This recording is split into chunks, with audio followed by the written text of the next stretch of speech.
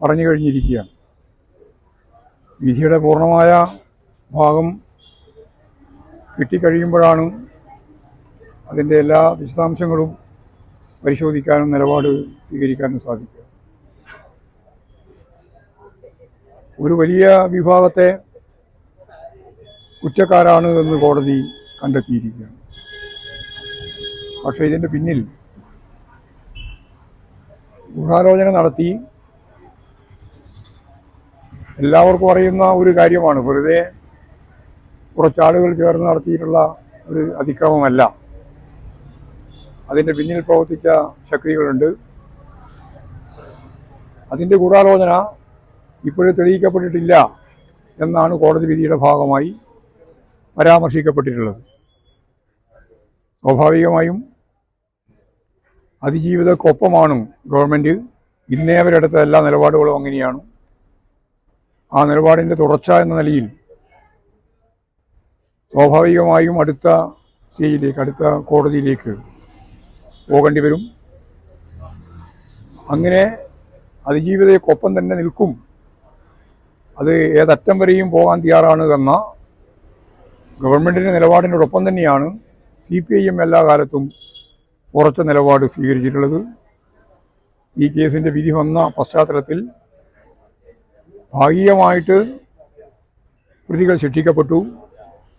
പക്ഷേ ഇതിൻ്റെ ഉത്തരവാദികൾ ആരാണ് ഇതിൻ്റെ ഗുണഭോക്താവ് എന്ന കാര്യം തെളിയിക്കപ്പെട്ടില്ല എന്നാണ് പറയുന്നത്. പ്രോസിക്യൂഷൻ തീർച്ചയായും അപ്പീൽ പോകുമെന്ന കാര്യത്തിൽ എനിക്ക് യാതൊരു സംശയമില്ല. ഗവൺമെൻറ് ആ നിലപാട് തന്നെ സ്വീകരിക്കും. CPIM ഉറച്ച നിലപാടാണ്. അതിജീവിതക്കൊപ്പമാണ്. ആ നിമിഷം മുതൽ ഇന്ന് വരെ നാളെയും അങ്ങനെ തന്നെയായിരിക്കും. അതെ, പോലീസ് ഒത്തുകളിച്ചിട്ടുണ്ടെങ്കിൽ ഇങ്ങനെയല്ലല്ലോ സംഭവം ഉണ്ടാകുക. ദിലീപ് ഉൾപ്പെടെയുള്ളവർക്ക് ജയിലിൽ കിടക്കേണ്ടി വന്നല്ലോ. ആരായാലും അവരെ സംരക്ഷിക്കപ്പെടില്ല ഈ ഗവൺമെൻറ്റിൻ്റെ കാലത്ത് എന്നാണല്ലോ അതിൻ്റെ ഒരു ഗ്യാരണ്ടി. അതാണ് ഇതിലും കൃത്യമായ നിലപാട് ഗവൺമെൻറ്റിന് സ്വീകരിക്കാൻ സാധിച്ചിട്ടുണ്ട് എന്ന് ജനങ്ങൾക്കെല്ലാം ബോധ്യമാകുന്നു. അപ്പോൾ അതിജീവിതക്ക് അനുകൂലമായ നിലപാടാണ് ഇതേവരെ എടുത്തത്. നിയമയുദ്ധത്തിൻ്റെ ഭാഗമായിട്ട് സുപ്രീം കോടതി വരെ പോയതും അതിജീവിതക്കൊപ്പം നിന്നുകൊണ്ട് ഗവൺമെൻറ് തന്നെയാണ്. അപ്പോൾ ശരിയായ രീതിയിലുള്ള നിലപാട് സ്വീകരിച്ചുകൊണ്ട് ഗവൺമെൻറ് മുന്നോട്ടേക്ക് പോകും എന്ന് തന്നെയാണ്. പല കേസുകളും ഗൂഢാലോചന തെളിയിക്കപ്പെടാൻ വലിയ ബുദ്ധിമുട്ടാണ്. ഇവിടെയും ഈ തെളിവുകളുടെ അഭാവമാണ് അതിന് കാരണമാവുകയും ചെയ്തിട്ടുള്ളത്. ഇവിടെ പ്രോസിക്യൂഷന്റെ വീഴ്ചയാണോ? അല്ല, തെളിവുകൾ ശേഖരിക്കുക എന്നുള്ളത് ഇതുപോലുള്ള കാര്യങ്ങൾക്ക് കുറച്ച് പ്രയാസം തന്നെയാണ്. പക്ഷേ അത് കൃത്യമായ രീതിയിൽ തെളിയിക്കപ്പെടും എന്ന് തന്നെയാണ് ഞാൻ പ്രതീക്ഷിക്കുന്നത്. അദ്ദേഹത്തിന്റെ വിശദീകരണത്തിനൊന്നും ഇന്നിന് വലിയ പ്രസക്തിയില്ല. അതാ ഞാൻ പറഞ്ഞ വലിയ പ്രസക്തിയില്ല.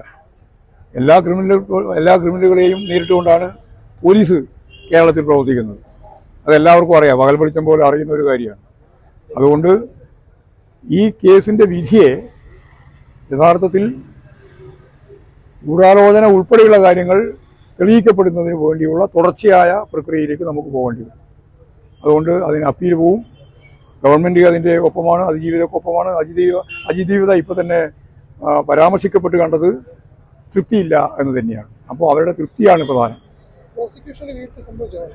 അതൊക്കെ പരിശോധിക്കപ്പെടേണ്ടതാണ്. അതും ഞാൻ ഇപ്പം ആകെ വിശദീകരിച്ച് പറയാൻ സാധിക്കുന്നത് നോക്കാം. ഞാൻ പറഞ്ഞല്ലോ, അതിജീവിത തൃപ്തിയല്ല. സ്വാഭാവികമായിട്ടും ഇതിൻ്റെ പിന്നിൽ നടന്നിട്ടുള്ള കാര്യം എന്താണ് എന്നുള്ളത് കണ്ടെത്തി തന്നെ വേണം. അത് കണ്ടെത്തിയിട്ടില്ല.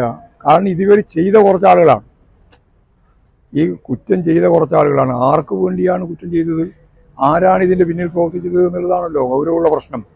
അതിലാണ് സംശയത്തിൻ്റെ പ്രശ്നം വന്നത്. അപ്പോൾ അത് തെളിയിക്കപ്പെടുക തന്നെ വേണം. അതിപ്പോൾ അതിജീവിതർക്ക് മാത്രമല്ല, കേരളീയ സമൂഹം തന്നെ അതാണ് ആഗ്രഹിക്കുന്നത്, തെളിയിക്കപ്പെടണമെന്ന് തന്നെയാണ്. അതൊക്കെ സ്വാഭാവികമല്ലേ, അതൊന്നും കാര്യമാക്കേണ്ടിയില്ല. ഞാൻ ഉറച്ചു വിശ്വസിക്കുന്നുണ്ട്, ആരാണോ കുറ്റവാളികൾ അവർ ശിക്ഷിക്കപ്പെടും എന്ന്. അത് ഇപ്പോഴും വിശ്വസിക്കാൻ നമ്മുടെ മുമ്പിൽ സമയമുണ്ട്. അതാണ് നല്ല രീതി പ്രതീക്ഷിക്കുന്നത്.